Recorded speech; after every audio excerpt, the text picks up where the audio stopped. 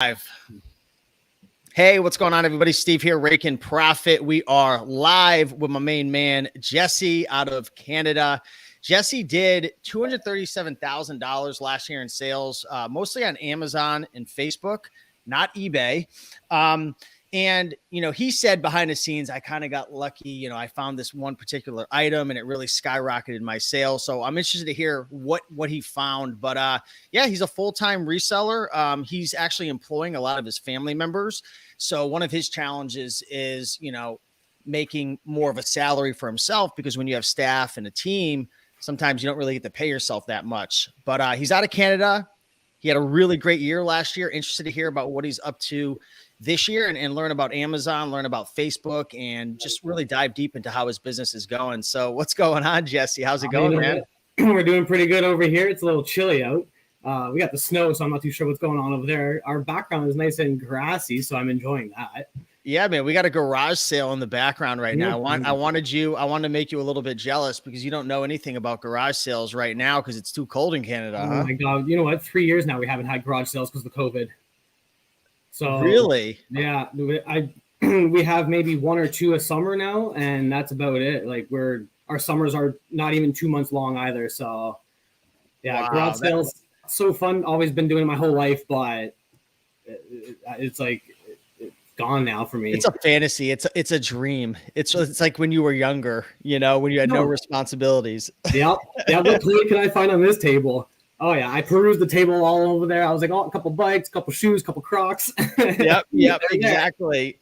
So just want to welcome everybody who is watching live right now. We got Jordan Price in the house right now. What's going on? We got Double AA. Greetings from London. So we're going international right now. We got Shivam Kendra in the house from India. So if you guys are watching live right now, let us know in the comments. Looks like we got some people pouring on in right now.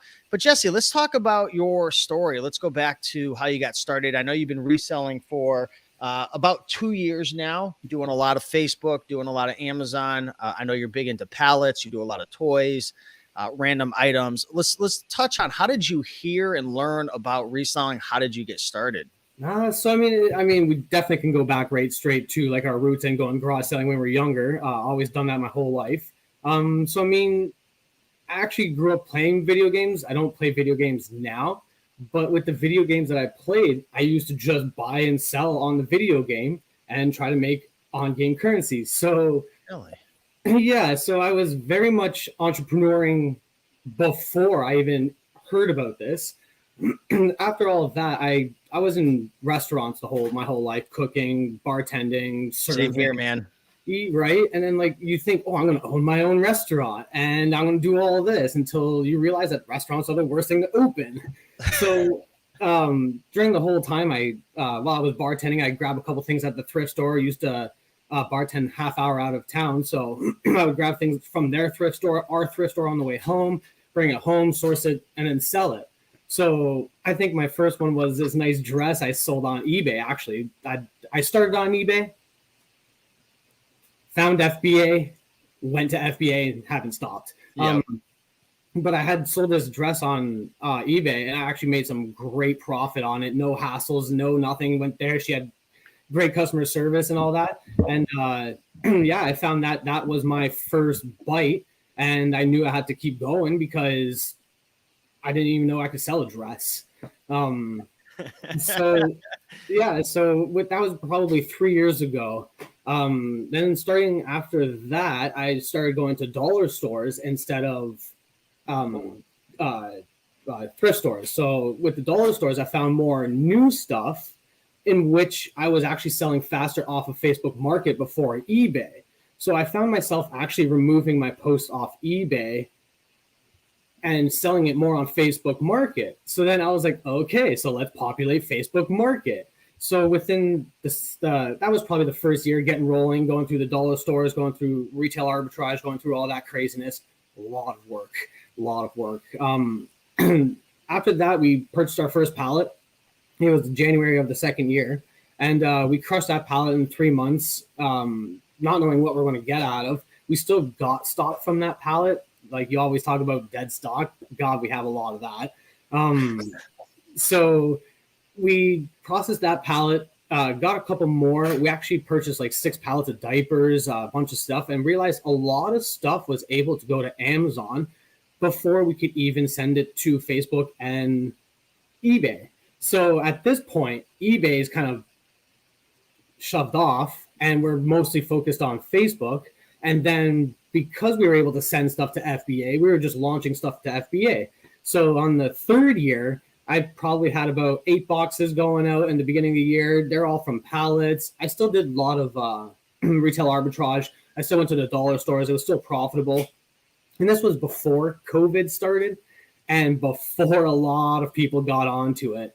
I was still a latecomer myself, but you notice, like, when you become a better seller, you notice everybody else that's starting, and you see it populate more, or else you just don't see the better people because they moved on. I don't know. But yeah, so our first, like, I was getting excited because I got like 8 like 24 by 24 by 24 boxes going out to Amazon FBA, and I'm getting super excited because, like, I got 4 of these boxes going out. So at a certain point, we kept getting these pallets, and I had another guy mention that he had pallets. So of course I'm going to go check it out. Lo and behold, it's a freaking warehouse full of toys. Oh my God. So 3rd year, that's all we picked out. It was his warehouse for the whole year. We didn't even touch another pallet from the other supplier. We just picked off of his pallet, and that's where we got lucky with our 2021 or 2020 income of $237,000. That's where we got lucky because he had supplied us with at least 15 to 20 pallets worth of plasma cars and crazy forts. And we sent those in like nonstop to Amazon FBA for the last year and a half. And we were ready for it. And I think that's why we got lucky, and we were prepared to rock it. And that's how we got successful that year. In a quick 3 years, you know, we tell the story so quickly, but that was 3 years in progress. You know, it started with Jesse finding that dress and selling that dress for a nice profit. And then it sounds like you really started to try to find yourself. And I talk about this all the time. When you're new, you want to start with one thing, and then you want to taste a bunch of different flavors of ice cream, right? You want to taste the retail arbitrage, taste the OA, taste the pallets, taste maybe the wholesale, or even drop shipping. There's all different types of things that you can taste. And it sounds like you were tasting a bunch of things, and one thing led to another, a stepping stone, and you tasted the pallet flavor. You like that. You had a little success, and then you got a lucky break. And to some people, it might sound like, or maybe even to yourself, you might look and say, you know, because I know you said it in the messages, like, I got lucky.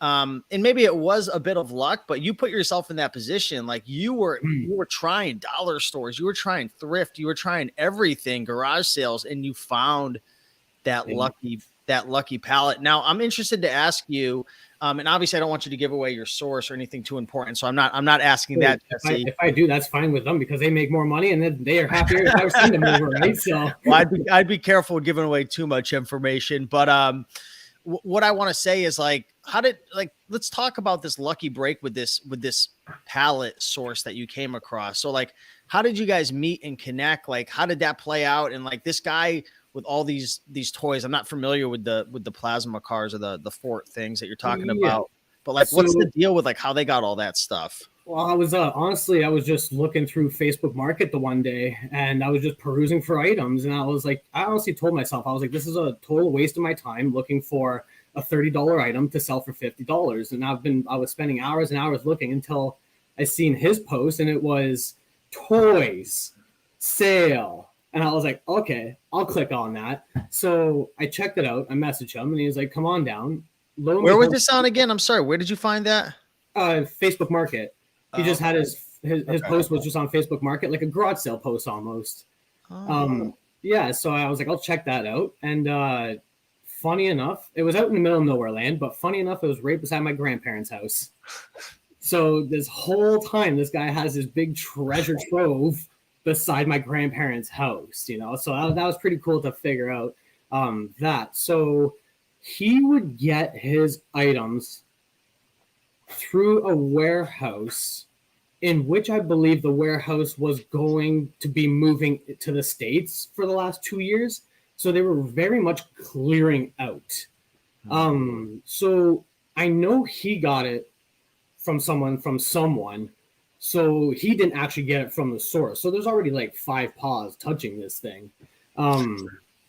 So yeah, I think we were just getting a lot of clear out from a warehouse, and then they finally cleared out, and now they're out into the States. I'm not too sure where. So that supply chain is totally done. And it's actually, in a way, it's good because now Amazon has these restrictions for like chemicals and toys and stuff. So you have to get your toys tested.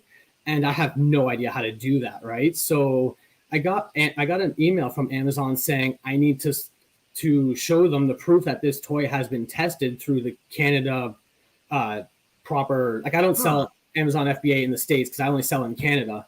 But they sent me this. I needed this certain form to be able to keep selling my Crazy Forts. I only got 2 more pallets left, so I'll probably just sell it through the door.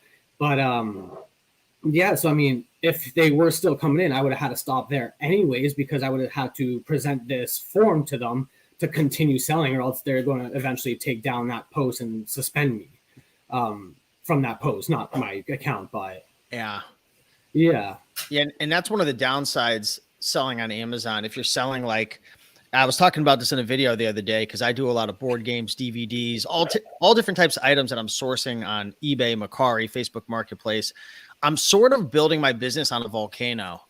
And I got that from my buddy Avery, who's a big bookseller. And what I mean by that is, it's on a volcano because like at any moment, like they can ask for like proof of an invoice. I can't give it to them. They could ask for like some type of test on a toy. I've never heard of that. I've heard of like different tests, but I never heard of that one. And it's like, what are you going to do? Like right? You send your stock back because like you got thousands over there. Like, what are you going to do? Right. It's a pain in the butt, but I totally agree with that volcano. Yeah. So that's interesting, man. Well, congrats on that lead. And I talk about this all the time on the channel. Go down the various rabbit holes. If you see something that looks interesting on Facebook, or you're talking to someone within your network, go down that lead. You never really know. That's why I always want to tell people, I'm a reseller. I buy and flip.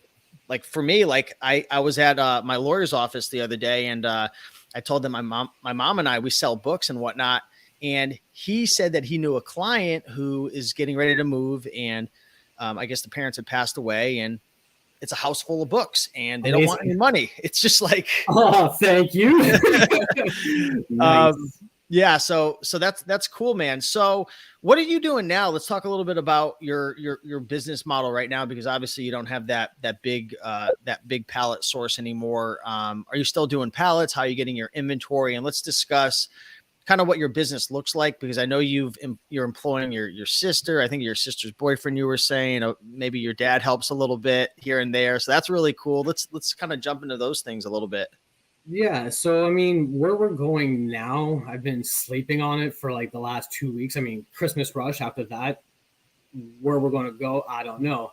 But we have been dabbling into the private labeling sector, as well as wholesaling and drop shipping, which I think that might be too much work that we're doing, but we're at the end of all our journeys there. So this last year, we have been preparing for all these different areas. Like you said, there's so many different rabbit holes that you want to test and try out. The thing is, you got to watch out when you're doing that, because how many are you going to take on? Like I have my buddy, Jordan Price, actually, that's on here. It's actually my neighbor, and he's always whipping me some new ideas, right? And it's like, well, if I took all these ideas, I'd be swamped. So you got to take your ideas and drive with what you got. And I'm trying to see what profits the best out of all of them. So, I mean, we're in the testing mode at this point with all hands up in the air, because the guidance that we have, I mean, we could only watch so much on YouTube. We could only do so many podcasts, So, yeah. So with all this, I mean, there's a lot of work to do. So with last year being very focused on the Crazy Forts and that, we were able to start the retailer, or start the private labeling and wholesaling and drop shipping. So I have to hire people to take photos, people to edit, do all this crazy stuff, because if I did it all, I mean, I'd be swamped myself, and then my finances get all screwed up. So there's so many hats you got to wear, so I have to distribute them. So I had my sister for the first year on and off, working for me, doing edits. She worked full-time at a full-time job, shoe store. So I had her on and off, paid her here and there. So gave her a couple bucks in her pocket. It was pretty good, until I really needed her once I got into the more pallets. So I eventually, she hopped on September of 2019, I believe. So I think she's almost been a year and a half now. And she hopped on full time, and she quit her job to edit for me. So she is like my main pay. Like, that's where all my money goes. It's great though. She went to school for editing. That's what she does. So because she's an editor, she's shown me a lot of tricks. I've shown her a lot of tricks. We use Photoshop. We use Adobe Suites. We just love Adobe. I mean, we can't afford their monthlies. We still use the 2010 version, but for editing, that's all you need: brightness and contrast. So she's been on for a year. With her, I had her boyfriend on and off for that year as well. So he made a couple extra bucks as well as her working full time for me. I had myself cleaning jobs in between all this. So I didn't technically quit all my jobs, but I always quit my main job to try to work this business out. So at this point, I'm having enough revenue. I'm just starting the Crazy Forts at this point. So now the Crazy Forts are now hitting hard. By last year, by the end of the year, it was just her and I. And we, with that, we rocked what we can with we try to get some drop shipping. We try to get some private labeling out then. And it's been a work in progress for all those three in general. So over time, I had her boyfriend, and then we would get big truckload of pallets in, and I would get it dropped off at my dad's house in his garage. So I'd fill up his garage full of pallets, just from the front to the back. And I have a couple pictures, just full. So I was super excited about that. My dad they were all excited until they have no room to put their car in the garage after a while. And they're going, when are you going to get this stuff out? So I had to get myself a 40-foot sea crate to drop right beside the garage. So then I took everything out of the garage pretty much, stacked it into the sea crate. My dad helped me out hardcore. And this is still with the Crazy Forts coming in. So the Crazy Forts, we have to label it and send it in, label it, send it in. That's pretty much it for the Crazy Forts. But then everything else, you have to take a picture, you have to scan it for Amazon, and the processing a pallet is just heck. Are we good? Oh yeah, I'm looking up these Crazy Forts because I'm trying to figure out what the heck these things are. Yes. Sticking balls, man. Sticking balls. That's it. Oh man. How much were they selling for? So I would averagely sell them for about $49.99 for the regulars. Christmas time, $59. The glow in the darks were the best ones. Yeah. They were selling for about $59 off of Christmas time and about $79 on Christmas time. And then this year, because they've moved out and all us suppliers that were getting it off this one guy, were running out. So now they're at $89. It's ridiculous. So we might start our own private label, and don't nobody steal that. There's already a couple people already doing it anyway. So yeah, I mean, you should, man. There's a lot of room, and it's interesting the phase you're in right now. You're really in workhorse mode, and you're trying to, you're falling victim a bit to the shiny object syndrome, but you almost have to in the beginning. You have to try all the things out, tasting all the different flavors, and it's almost like you're redoing what you did before, in the early days. Remember with the Dollar Tree and the pallets, and you're playing around with drop shipping, private label, wholesale to see what works, man. And all it takes, the craziest thing about business and entrepreneurship is it just takes one thing. You have to just do one thing right, and you could literally, I'm not saying you could become a millionaire easily, but in business, you can make hundreds of thousands of dollars off just one idea. I have a lot of friends who are killing it, man. Just one thing.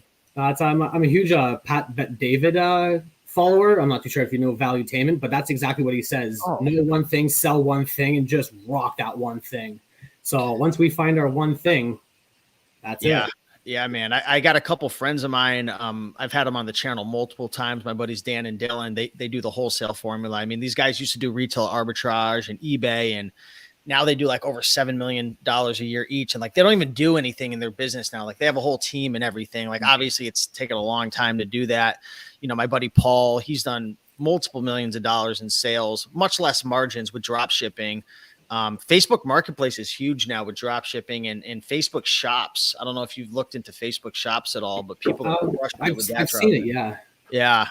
We're going to set it up because it actually connects to Shopify as well. And we're getting into Shopify. So that's another shiny object we're getting into. Yeah. I mean, but you got to taste them and try them all. But, you know, I've fallen victim to this all the time where I try to do way too many things, but eventually you are going to have to pick, you know, a couple things and, you know, certain businesses you can automate and put systems in place and have, you know, like a team in line and whatnot. Like a drop shipping business, you could easily do that. And then another business, because you could automate drop shipping. Yeah. So, you know, with the pallets, it's a little less automation because you got this freaking 40-foot sea crate and you got all this. It's all manual labor at that point. You know, we don't want to do it. But at this point, it's what made us our money. Right. So with our drop shipping adventure, Shopify, I built the whole website. Took me 6 months to build the website.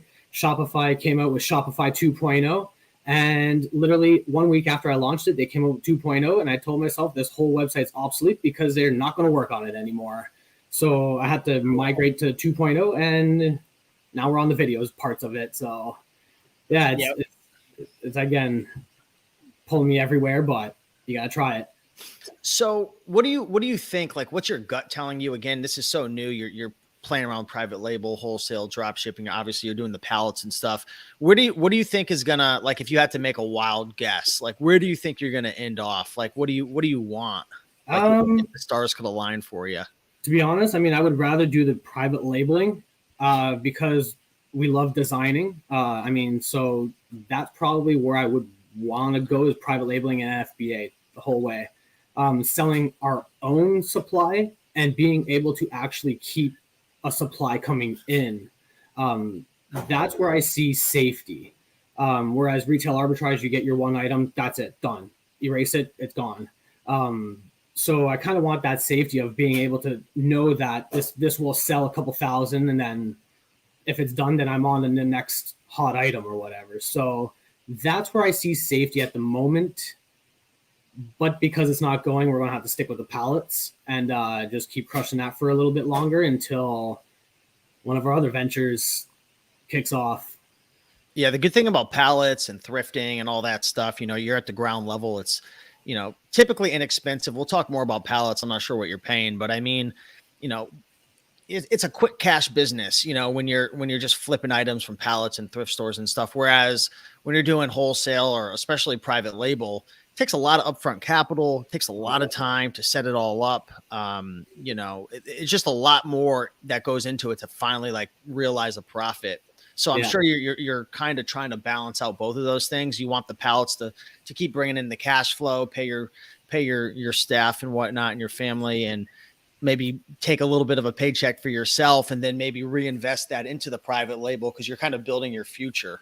I took one vacation in the last 3 years, so I haven't seen a paycheck. I only pay my bills. That's it. Gotcha. Now, let me ask you about the pallets, man. You don't have to share your exact source or anything, but any advice for people how to get a quality pallet? You know, I picked up a couple pallets in the past that really sucked. Yeah. And I picked up some that were really, really good.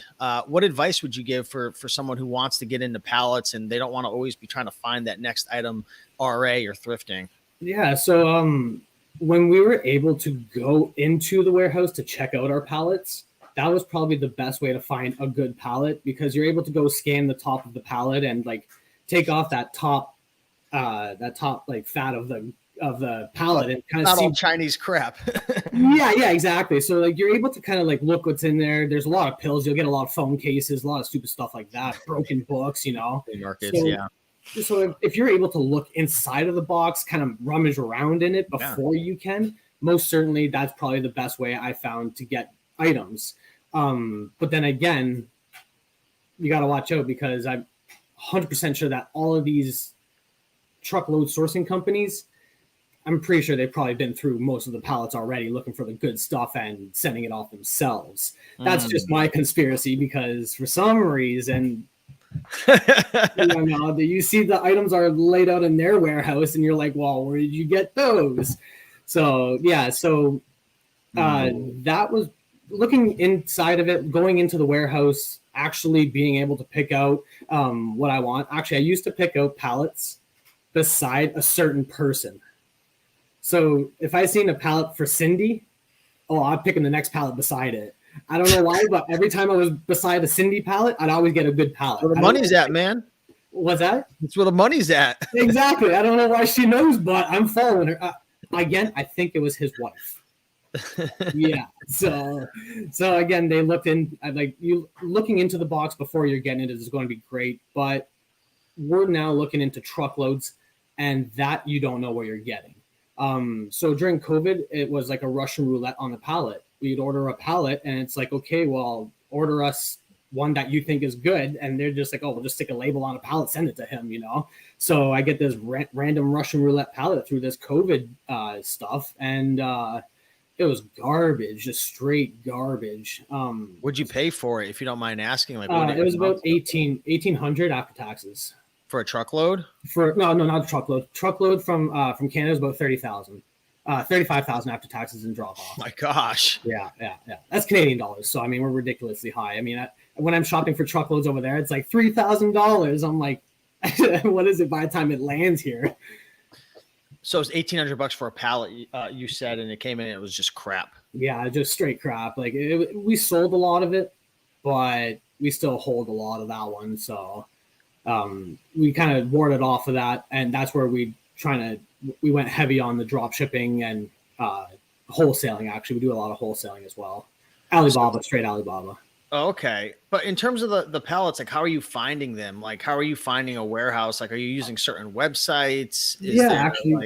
I think we're lucky at this as well, because the warehouse is literally the city next to us. So it takes me like not even 15 minutes to get to this pallet warehouse, whereas like every other pallet warehouse is like in the main big city, Toronto, Ottawa, or something like that, right? So I think, again, I'm lucky where I'm able to grab my dad's truck and literally drive 15 minutes to grab a pallet from a source and bring it back. So that I actually found that as well off of Facebook Market, and they were just sending another advertisement, and I clicked on it to see what's up and found out they were a city over, and I was like, done. So where in Facebook Marketplace are you finding these? Is it just under buy and sell, or is there certain, like, I'm not, I buy a lot off Facebook Marketplace, but Facebook Marketplace is weird. Like, you can go into categories and it won't show it. Like, you could be looking for a board game and type in board game, it doesn't even show it. But if you type in Outburst, like, it'll pop all up. Like, their filtration system's so bad, but it creates such a great opportunity for any reseller who knows what they want. Yeah. So, I mean, we don't sell it because of the category. We sell it because it's on the top of the page. So there's a renew button every 7 days. So we have like so many items that we shuffle through. We'll post 10, we'll repost 10 here. We repost 10 tomorrow, repost. We have a schedule for the week to know what time is best and when to post. So I think we just pretty much hit it because we're on the top of the list. You see the suggested board games, we're there. You see suggested toys, we're there. And then they just click on it. Then they go check out our commerce profile, which is just a slew of posts. At one point, we had over like 700 posts. And oh my God, it was brutal to go through for the customer, So take all that out. We had to go Shopify. We built Shopify. It's all categorized, and it's just so much better off of that. But we again sell more off Facebook Market because I think it's just a hotter way to sell at the moment if you don't have a website to start with, right? So right now we're building our website, and then we'll send our advertisements and chunk it up with some more pallet stuff. Cool, man. Cool. Hey, Jesse, I want to shout out this really cool comment because I can't imagine what it would be like if we started at this age. Xander, the reseller, says, "Hey, Steve, just started an eBay business. I'm 15 years old. Got started reselling toys. Currently listing a monster truck lot that I got from a free bag on Facebook Marketplace." What do you think of that, Jesse? You know what? Free bags all the time. Books, you get books for free. People just get rid of so much stuff for free. Just even peruse free everything. Like we have Kijiji, it's like your Craigslist. your Craigslist, Kijiji. So peruse the freeness there. Like we used to grab a lot off free, even good free stuff that people are like getting tires, like lots of stuff. It's so good to find just that, and such a great spot to start, because that's someone else's items, not your items from your house. You don't have to go sell your guitars. You don't have to go sell anything like that.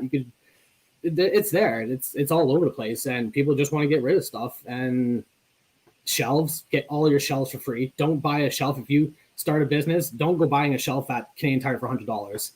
Ask for a shelf on Facebook Market. It's so many people are just getting rid of so much stuff, and totally those free boxes are just amazing. Yeah, I wish I was. Yeah, man. Go ahead. There's a lot of money to be made out there. It's crazy. You could get anything for free. And you were saying, Jesse? I also forget. At 15 years old, starting it at 15 years old, making your couple bucks. By the time you're 20 years old and you figure it out 5 years from now, I get jealous when I see a 16-year-old. Oh yeah, I make $1 million a year. I'm like, oh, those ads, just going to crush them.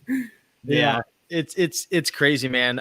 Thinking back over 2021, obviously, Happy New Year, man. It's the new year now. Happy New Year to you as well. Happy holidays.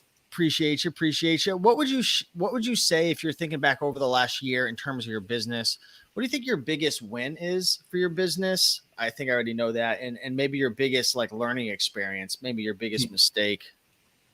You know what? I should have thought of these before, but I think my biggest win would probably be through FBA. Being lucky and getting this big pallet of toys. I knew that was it. and it's not just the 2 toys that I got. Like he had Melissa Doug stuff. He has Tonka stuff. Like he has all this good stuff, like top games that you could get at Walmart, like all the Connect 4s, all the battleships, like all this brand new. So it's that's probably where I definitely have to say that's my win right there, is my guy right there. So that's probably my win. The hardest thing really is, I probably shouldn't say this out loud because I actually got my best friend working behind me, packing up some DVDs, but employment's probably the hardest thing to handle. Only because you have to structure yourself before they come in. So you have to be very much prepared for the week. And that actually takes up a lot more time than you want it to. Yes. And that's a big struggle right there, is to spend the 2 hours on the Monday morning to actually get your week going. You have to be on point, dude. You can't be slacking, because if you're slacking, now your team's not getting paid. Exactly. And what worked next, what do you got to do next, So it's really much keeping on that. And that's probably the hardest one. It hasn't been too hard, with one person, my sister, and then having her boyfriend work here and there. But now I'm trying to keep my employees. My sister's full time, and then her boyfriend is actually every Wednesday. He works every Wednesday now, so I'm going to try to keep that. He actually does my inventory counts and makes sure I have everything all stocked up and make sure nothing's at zero depleted or anything like that. So he does my counts. And then I have my best friend that I'm trying to do for 2 days a week, because we have a lot of people come to our door through Facebook Market. I need someone at that door while I'm doing other things like this awesome. Right? What a system right there. Yeah. Right. So that's probably the biggest struggle. And then, now that the toys is it's the end of the crazy forts for us. It's I can't sell anymore. We're not going to get any more anyways. So now I have to figure out, how am I going to pay them now? Right. So that's where we're going to have to go back to the roots, crush the pallets. We got our system. So we're pretty organized. We got a C crate. We got a fridge crate. We got an attic. We got the front room. We got a basement. We got the garage. So we're all over the place. Hey, shout out to your best friend packing up the DVDs back there. That's it. You hear that? Thank you. He says thank you. Yeah, man. I love selling DVDs. DVDs are great. I sell a lot of DVDs on Amazon. They do well on eBay as well. What I wanted to say, when it comes to working with people and stuff, it really shines a lot on ourselves as well, because if if your team ever messes up or something goes wrong, that's 100% reflection of you and me. Like, because that's just like 100% that we just created a really bad system or we're not following up. Like, you know, people I'm bad at giving directions too. And I know it. Like my girlfriend and I did this book, and you scratch this book and you have to do this thing, and she had to go blindfolded. I had to give her directions. I'm awful at it. And I found out that I'm super awful at it that way. So it's very hard to give direction. Man. Yeah. Like, and it's the same with relationships as well, man. Like I realize, I've been working with a therapist for a couple of years. Cause like I would just have relationship after relationship, like go to shit. And I'm just like, how you just want to point the finger at everyone else. And then eventually you're like, okay, I'm 34 years old. I think there's a common theme here. It's me. And I learned I am just like a terrible communicator sometimes because I just expect people to read my mind. Yeah, exactly. And it translates in business too. Like I had a lot of issue with virtual assistants and like things wouldn't get done the way I wanted. And I'm like, all the knowledge is in your head. And when you start working with a team, like you have to take 10 steps back to take one step forward. Yeah. Like, because you have to teach them, you have to take everything out of your mind. And like, for you to like analyze something seems so easy, but like, there's like 58 different things that you need to do and like a certain sequence for everything. Like, I'm interested to hear your thoughts on all that. If you resonate with that. No, that's 100%, because I mean, with like, you try to give them a task, and even like my sister with her editing, you're like, okay, well, this is kind of where I'm wanting it to go. This is where I want it to see. And then she comes out with something totally different. And I'm like, okay, but sometimes it works out, So in a way, you kind of got to let them be creative in their own aspect, but also have that guidance behind them to know that they're going to get an outcome in which is viable for you in the business. But if there was something that needs to be done for sure right away, again, everybody's pretty new, so I try to be there to kind of give them that guidance. There's always a question that needs to be done, and I like to be there, like beside them. My sister and her boyfriend don't really work beside me. They kind of work from home because they live in the same home as me, but separated, but downstairs. So they could just work from home, and if they ever need to call me, I could just go over. But we really communicate a lot through text, and that's a big struggle as well. As when they always have a question, I might not always be there to get the right outcome. And in a sense, that's a kind of a waste of time, because now they're waiting 5 minutes, half hour until I reply, until I could get them the item, until I'm done my own task to get to their question, right? So it's like you got to prioritize, you got to do a bunch of stuff where like you just gotta you can't expect them to be perfect. There's no way they're going to be perfect. It's not their business. It's your business. You're going to sleep. You're thinking about it all night. You're thinking about 24/7. How is this strategy going to go? How is this going to freaking end up? What am I going to do next? Where you just give them a couple of instructions, and I mean, hope for the proper competence, and hopefully they rock it. If not, let them know. Honestly, that's probably the best way. And if they don't like it, then fuck off. I don't know if I can swear, but what do you think is the most important thing in your business, like when it comes to growing your business? Now, this is kind of a crazy question because they're all important, but when it comes to like getting a really good source or having a really great process with your team listing, or maybe it's like the fulfillment side of things with shipping and customer service, like what do you think is the most important thing when it comes to growing your business? Because a lot of people, obviously they're watching, they want to grow their business. What's the most important? Like what would you put in order from like, this is the most important, and then this is second? Like, yeah. So, I mean, the first thing would be, I want to create a comfort level for my employees in which I don't have to be struggling to like make sure that that's there. I want my sister to be safe. I want them to be secure, right? And I want them to actually make a lot of money. So that's probably where my priority is probably to try to, I don't want to say get everybody else around me rich, but get them to a certain level of comfort where then they're happy enough to work for the business at this exponential level that they feel appreciated. So that's probably my main concern. And that probably goes before money, because that's probably what I stress more of. I have credit lines. I could call the bank, ask for more credit. I could get them their pay, but it's the comfort of having that reassurance. So is that like source? Like you have to have enough products for them. So like having your most certainly, yeah. So then like I would have, sourcing is the most important, because if you have plenty of inventory, then your team's essentially taken care of. exactly. So yeah, so then because of that, exactly, I'm gonna have to stock up my inventory. I'm always looking for new inventory. Now that's where we're going truckloads.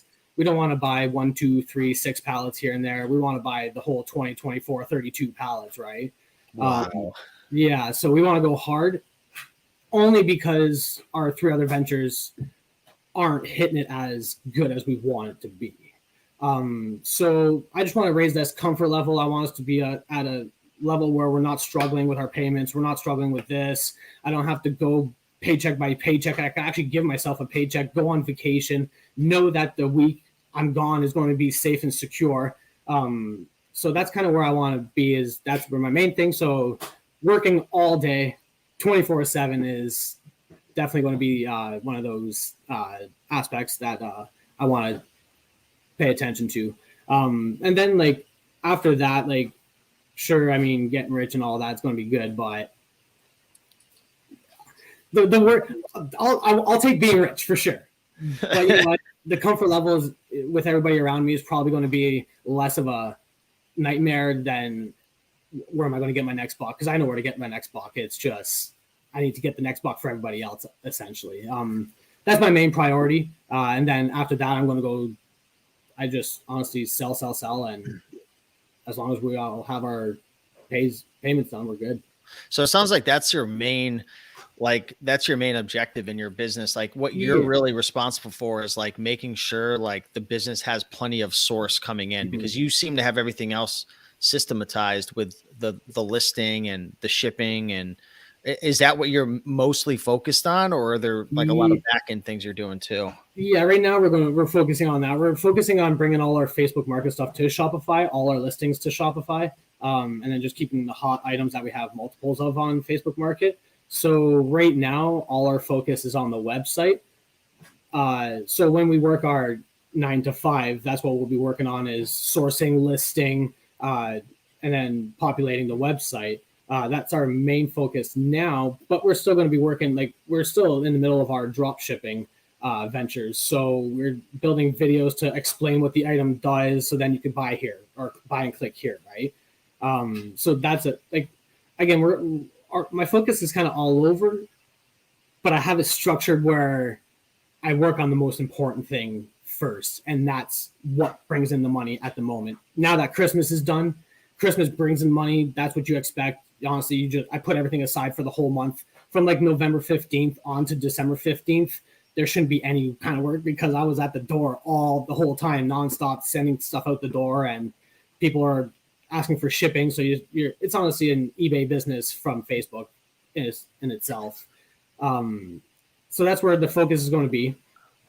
And we're just going to chip away at drop shipping. We're going to chip away. Wholesaling is part of it as well. I mean, that's just all part of retail arbitrage. That's part of like the whole sourcing part, where you can just get your items, but now you can source it and get more of it instead of going to retail arbitrage and getting one of things here and there. So, Facebook Marketplace is a great platform. It's only growing. I suggest people buy on it. I also suggest people sell on it. How much of a pain in the butt is it to sell on Facebook Marketplace? I buy mostly on there. I get a ton of inventory, especially last couple of weeks. They had the free shipping incentive. That was just like jackpot city. But how much of a pain in the butt is it to sell on Facebook Marketplace? Do people not show up? Do people freaking endless conversations? Because that would annoy me. Yeah, there's a couple no-shows, but we do our follow-ups every morning. We get up, and I have a system where it's called a rip sheet. We put their name down, we put their item down when they contact us. Yeah, so actually I think I got a sheet right. Yeah, it looks like this. So I take it, put their name on there. See that I'm selling a crazy Fort regular right there. That's dope. So yeah, for $25, they're going to come pick it up. It's on. I have a couple accounts, so we make sure that the couple accounts are there, so we know where to contact them. So then when we got the item, we rip it up in half like that. Throw this piece of paper with the item, and then this piece of paper gets dropped on a table in which that table is organized to the time they're coming, where they contacted us, and all that. So that is so cool, man. Congrats. That's organized. Yeah. So if it wasn't for that, I'd be lost. So you got your company name on it and everything, man. Looks legit. That's it. That's it. We hand out our business card, and our business card has a little flyer. We accept credit, debit, and all that now. So yeah, I was going to ask you how you accept payment and how that exchange plays out. Do most people pay like through Venmo or credit card? So we haven't accepted any credit card yet. I just got the system for it, so I haven't really sent it out, and I didn't want to test it during Christmas because I did get it a little later. But yeah, mostly we accept, obviously cash is best. And then e-transfer, a lot of e-transfer. And a lot of people ask us why we don't have direct deposit e-transfer, and that's because people don't show. If they don't show, then I don't want to have their money in my bank to now have to do a return on the money. So I don't accept it if they don't show. And if they don't show, they get nicked with a $5 offense from the bank as a monthly or like a fee if they don't. Interesting. Yeah. So if it doesn't get accepted, you get charged for it. So I have to keep up with them, So if I got a direct deposit, then I have to spend the time to send them back and then get their contact information. So I'm like, okay, no. So e-transfer is probably one of the biggest ones we accept. But now we will be accepting Visa's credit, debit, Google Pay, Apple Pay, Bitcoin, if you want to pay with Bitcoin. Oh man, yeah, that would be awesome. Right. So I have nothing to do with Bitcoin. I have no idea anything about Bitcoin, and that I'm not getting into that shiny dollar. There's too much going on right now. You get your hands full, man. Oh, too full. It's too much, but I work all day, so my girlfriend kind of gets annoyed, but it's just the way it is. If you don't like it, then. You know what, man? Women will make comments, but there's nothing more attractive I hear that women say about a man who's on his purpose, and that's very, very attractive to women. Like they can make all the comments they want. Oh, you don't spend time, but it's like, if you were to open up your schedule, man, and let your purpose go, then you'd probably lose a lot of your attraction. So yeah, totally. And I'm not a big video gamer, so I don't want to be just sitting there playing video games all day. Right. So that's not my style. Any crazy Facebook marketplace stories? Any weirdos showing up? Anything odd? Stealing, theft? I was just about to say, you know what? Actually, we have had major theft, and it hasn't been covered by insurance. So I could definitely get into that quickly. Yeah. But after we do a lot of porch pickups, but out of my whole 3 years of porch pickups, I've only been screwed once. The guy picked up his item, put the envelope in the mailbox, no money in the envelope. No. Don't know if what was it? It was a welding hat, some $30 welding hat that I got through a pallet. So it probably cost me $2, but he put the envelope in there like he had yeah. So it's like, okay, buddy, good thing you didn't hand it to me in person. What kind of confrontation is that going to cause? So I was that's probably honestly that's the only time that someone's actually screwed me through the door. Though you always get, can you take this amount of money when it's like 50% off? And you're like, my item's already 50% off. Now you want another 50% off? A last minute ditch effort they're making. Like you've already made the deal and they're trying to ask you last second. Sometimes too, yeah. They're like, oh yeah, I'll come pick it up right now. And then they're like at the door, oh, would you take 20 for this $30 item? Oh, and it's like, no. That's the worst. That's probably the worst that's when that happens. Though it happens so many times, I always say, unfortunately, I can't go any lower than what I'm asking. So they're already there. They're not going to leave. No, exactly. And they have the money in their pocket. That's the worst part, And the worst part is that when they ask you and they bring you down and then they pull out the whole amount and they go, boom, boom, boom, puts the rest in their pocket and here you go. And I'm like, oh, no point, no winning. You know what it is? Like we're resellers. Like I've made all those dumb mistakes in the beginning, but then if you have any some people just have no social awareness. Like sometimes I'll do something really dumb and not realize it, but then I'll be like, okay, let's not do that again. These people don't know how to negotiate because they've never done deals before. Like maybe it's the first time and it's like, come on, there's a little bit of etiquette you got to bring to the table. Totally. 100%. Yeah. Yeah, man. No. It's that's crazy. But it sounds like Facebook Marketplace is working out for you, man. So any advice for someone who's brand new with Facebook Marketplace who wants to start listing items on there? Honestly, just start listing. It's so simple. You click add item, put the title in. You're allowed up to 99 characters now instead of 73. So that's a bonus. You ship or just pick up? I ship as well. Yeah. So when people ask me to ship, I ask them for their postal code. Then I go to Canada Post and then I just put in their postal code. and then it'll give me the price of shipping, and then I add the tax and I send that price to them. So that's how that shipping goes through there. But there's more local porch pickups because our range is only like 25 kilometers out, so only about 25 kilometers of people can see our stuff, right? But yeah, honestly, Facebook Market is probably the easiest to post out of all of them. If you're in Canada, we do Kijiji as well. But that's just garbage, straight garbage. It's more for services now. If you want your ducts cleaned and all that, so if you want to go there, then you could go to Kijiji or whatever. That's our Craigslist. We don't have Craigslist here, or if we do, then I guess I've never purchased off of it.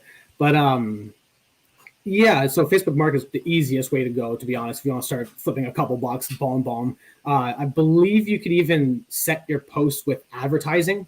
So if you want to spend like $1 a day, if you have a $500 item, if you want to sell, spend it on $1 a day just to advertise it to over 2,000 people, So it has so many little quirks in it. And I actually listened to a podcast just straight on Facebook and Facebook marketing and all these strategies and all that. So podcasts all about that is all over the place. Amy Porterfield is where I go to. She's amazing. She's awesome. Yeah.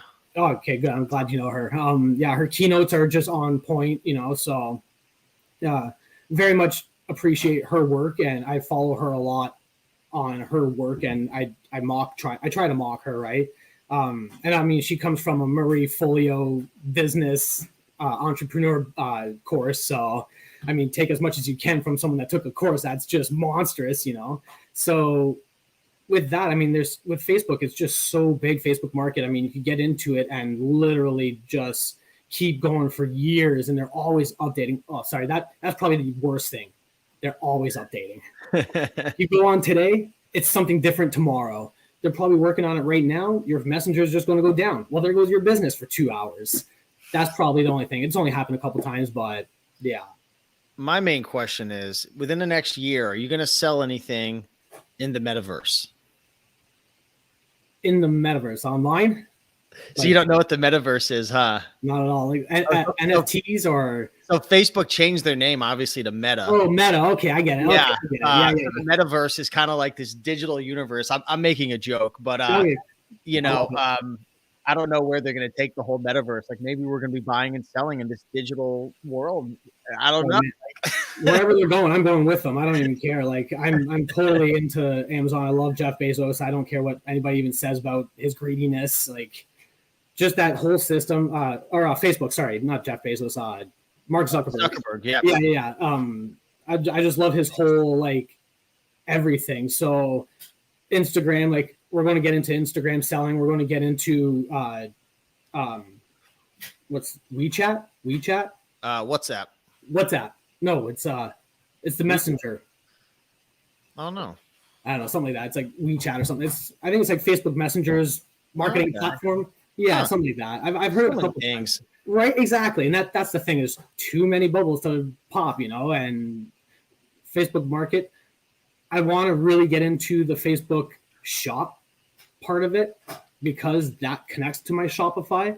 So once I get my Shopify connected to that, I probably could just import the items into my Facebook shop and have it properly set up right off the bat without doing anything. You got to sign up for that shop though. I signed up. I got it set up, but I couldn't connect it to the marketplace because they closed it off because it was so populated right now. So they said they were going to be opening it back up early New Year. So that's something that you will definitely go in and make sure you get that. I find that the States, I find that you guys get a lot of updates way before us. Yeah. Yeah. Cause I don't know, like, even like, I don't know why, but like, why does Canada have to have different apps? Is it just because of our location? I don't know, but outside my pay grade, man. Yeah. Yeah. I don't understand it, but yeah, I mean, I don't even know where this was going, but yeah, the metaverse, what did you call them? Yeah, we're in the metaverse, man. Nothing makes sense right now. We're in the metaverse. Yeah, exactly. All in all, man, I think you're doing a great job. It's cool. I respect your hustle. I like that you're trying a bunch of different things, but you have your main bread and butter with the Pallets, taking care of your team and your family and whatnot. What would you say is, let me put it this way. Let's just say that we are, it's January 1st, 2023. We freaking teleported to the future. If you were to look back on 2022, what do you really want? What do you really want to happen? Like if you have anything happen, like what are you really hoping for? You know what? 1 year is very hard to say because I mean the time flies, but I'm hoping that I don't have to work with the one-shot items, and I'm able to bring in enough revenue from items that I can source over and over and over again. That's my main goal, is to get off of this one item sell. I mean, you get a pallet, you get 3-4 of the same items, right? But that's it, done. So that's what I want to get rid of. I just want to be able to source the items for sure and then hold it. If it's popular, I'll sell the popular and then from there. But in 2022, January 1st, I'm hoping that after Christmas, we have at least 2-3 items private labeled on Amazon FBA. We're still working on our trademark, so we're not even brand registered with Amazon because we need a trademark. It takes about 15 months for them to process it. Don't know why, but it's already been 8 months, I think. So we're waiting for our brand registry as well to get onto the private labeling for sure, and keeping our posts and not having other people like myself hop on and do the same thing. Yeah, man, I'm excited for you. You seem like really creative and your sister and everything. So I think the private label would be awesome, man. And the idea that you were talking about before, I think you should go for it, man. Obviously do your research, check out Jungle Scout. I'm sure you're already using them. Yeah. What was it? We had something similar to Jungle Scout. Helium 10. What is it? Helium 10. Helium, yeah. Helium, yeah. Yeah, they're good. They're really good.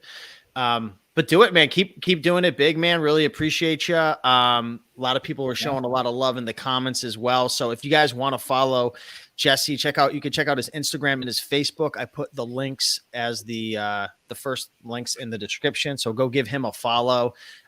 Just really been enjoying talking and networking with a lot of resellers, including yourself, Jesse. There's so much to learn from everybody. And the saying, your network is your net worth. And, if you want to level up, it's the 5 people you spend the most time with, man. And,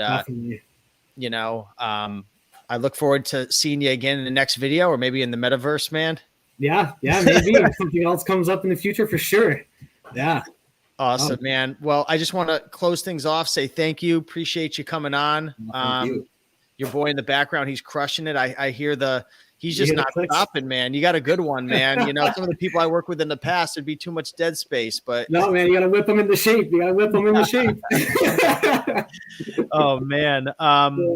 But yeah, appreciate you coming on. You guys go follow Jesse. Thanks everybody. And with that being said, much love from the States to Canada. That's it. All right. We'll see you guys in the next one. Thanks, Jesse.